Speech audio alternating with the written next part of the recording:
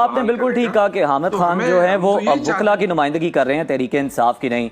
तो ये भी बताइएगा, तहरीक इंसाफ ने लगता है कि कहीं ना कहीं ये सोच पाई जाती है, ये सीखा है कि बिला वजह की आप जो मुखालफत है या मुखासमत करेंगे तो वो फायदे में नहीं रहती, सूदमंद नहीं होती, बल्कि उसका नुकसान होता है। देखें, डेफिनेटली हम एक और फाइजिसा क्यों पैदा कर रहे हैं कि अगर एक चीफ जस्टिस सही काम कर रहा है तो मैं ये समझता हूँ कि हमारा फेवरेट नहीं होना चाहिए। हमारे लिए सारे अच्छे हैं, जजेस हैं।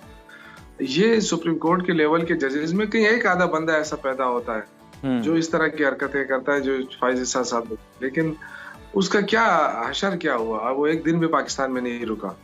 तो जो ये इस तरह की जिंदगी तो कोई भी नहीं गुजार सकता कि अपना मुल्क छोड़ के कहीं और जाके बसे, क्योंकि यहाँ तो आपको पता है कि एक बेकरी वाले ने माफ नहीं किया तो आम बंदे कैसे माफ करेंगे उनको। वो तो न कहीं मार्केट में निकल सकता है ना कोई।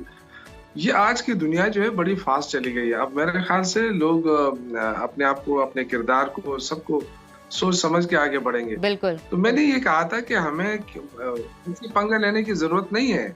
अगर कोई फैसले गलत हुए और हम समझते हैं कि जी उसकी बुनियाद पे हुई तो फिर तो समझ आती है, लेकिन एक चीफ जस्टिस आने के साथ ही उसने दबंग फैसले शुरू किए तो हमें तो उसको सपोर्ट करना चाहिए। बिल्कुल। शौकत साहब, इस बारे में भी हमें आगाह कीजिएगा कि आपका मौक़िफ़ है कि मौजूदा पार्टी क़यादत ने बानी पीटीआई की रिहाई के लिए मौसर इक़दाम नहीं उठाए, और अब शेर अफजल मरबत भी यही कह रहे हैं कि बानी पीटीआई और कितने लोग हैं कि आप जो आपके ख्याल में हैं और यही सोच रखते हैं, आपके ख्याल में कितने लोग यही सोच रखते हैं? देखिए, पार्टी का जहां तक ताल्लुक है ना वर्कर्स का, वर्कर्स मुत्तहिद हैं। वर्कर्स को तो जो आवाज पड़ती है वो फौरन लब्बैक कहते हैं। लेकिन ये बात बिल्कुल दुरुस्त है और कि हमारी जो पार्टी की लीडरशिप है उनकी गिरफ्त बड़ी कमजोर है।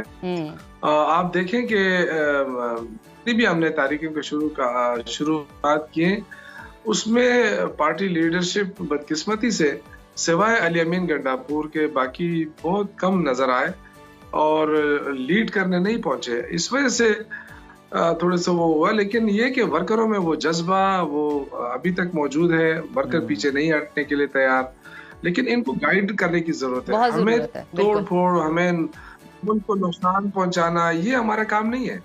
हम पुरअमन लोग हैं, सियासी लोग हैं, हम पे पुरअमन एहतजाज की तरफ बढ़ना चाहिए। हमें किसी किस्म की वायलेशन इस तरफ नहीं जाना चाहिए, क्योंकि इससे मुल्क को नुकसान होता है। तो मैं हमेशा ये कहता रहा हूँ कि अपना एहतजाज करें, आए अडियाला जेल के सामने एहतजाज कर लें, वहां पे धरना दे दें, लेकिन पुरअमन। और हुकूमत को चाहिए कि वो सब्र इस्तेकामत से काम लें। ये नहीं कि भाई यहाँ से जुलूस निकला तो फौरन उन पे फायरिंग करो, उन पे दोनों जानिब से शौकत साहब जिम्मेदारी आयद होती है। बड़ी अच्छी बात आपने कही।